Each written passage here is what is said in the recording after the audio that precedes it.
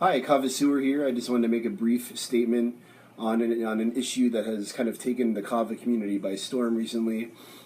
As you know, we are a very small community of people that know and love Kava Piper Methysticum, which is a South Pacific beverage that people drink in the evenings around dusk, sometimes for hours, normally in a communal fashion, and for varying reasons.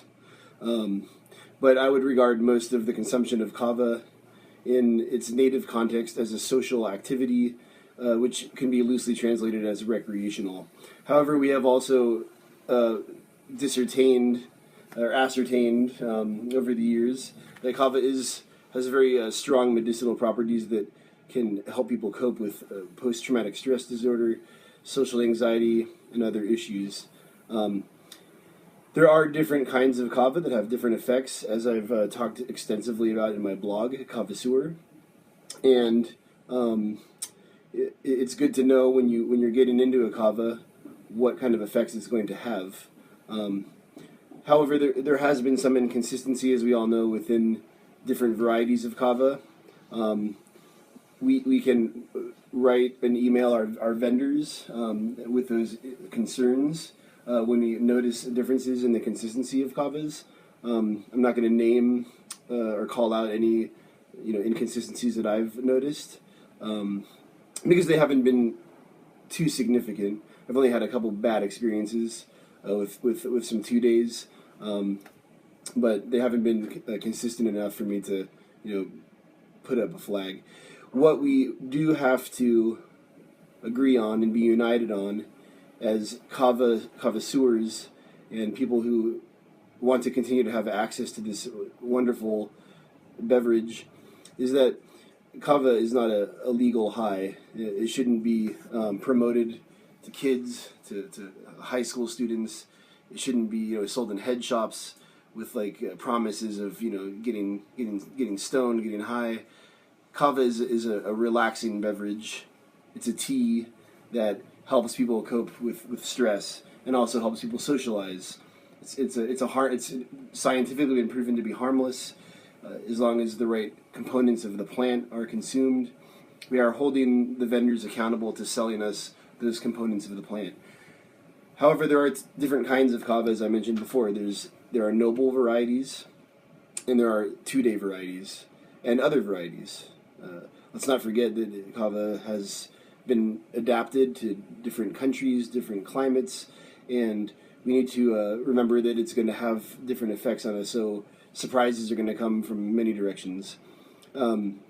However, we don't need to create a regulatory board that's rogue and out to point fingers at vendors for selling kavas that they don't believe are consistent with what they're being advertised as. Our common enemy are the people that sell kava in head shops with promises of getting legally high, having marijuana type effects. Kava is not like that, and we all know that. It has been established by science that kava is safe when it's consumed in the proper way. That's a fact. Tudei kavas have different effects than noble kavas. Tudei kavas can carry on into the next day. They can cause nausea at times, even sometimes cause a little bit of anxiety. So we don't want to make promises to people that kava is going to solve their issues. However, kava normally will solve such issues. So the point being here that we shouldn't be performing tests on kava and then going and accusing vendors of selling varieties of kava that are harmful. We can vote with our money, and Bula Kava House, Paradise Kava, Nakamal at Home, Calm with Kava, Kawaii Kava. These are all good vendors, and sometimes the product is inconsistent, and we have to respect the fact that it's a complex industry. They're buying roots out of small Melanesian, mostly Melanesian countries, some Polynesian countries, and the product, we can expect it to be inconsistent. Okay, so all that being said, the point here is that we have a common enemy in people who are trying to sell kava as a legal high, and none of the vendors in this community are bad people. They're all good people. They're not trying to sell you junk that's going to hurt you. Okay, so let's stay united on that. And I'm not saying that people shouldn't study kava scientifically. They should. It's great. The more we know about what we're buying, the better. And the more honest the vendors are, the better. So all that being said, I have a lot of kava reviews coming up. I've already done the review of Barugu, but I have tons of cool stuff to talk about in the coming weeks. This is Kauai kava.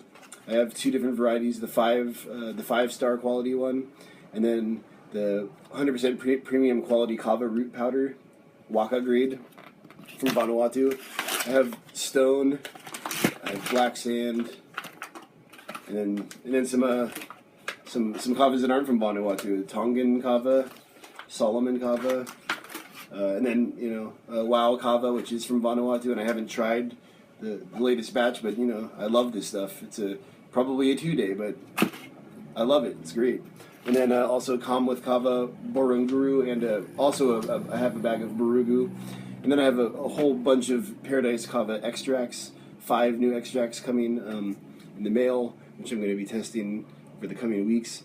Anyways, thank you very much. I just wanted to clarify and make a statement on that because it is something that has become controversial. People are getting annoyed and aggravated, and people are getting on power trips. I might be on a power trip myself. I don't know. Maybe I'm not. Anyways, Bula. Much love, you guys.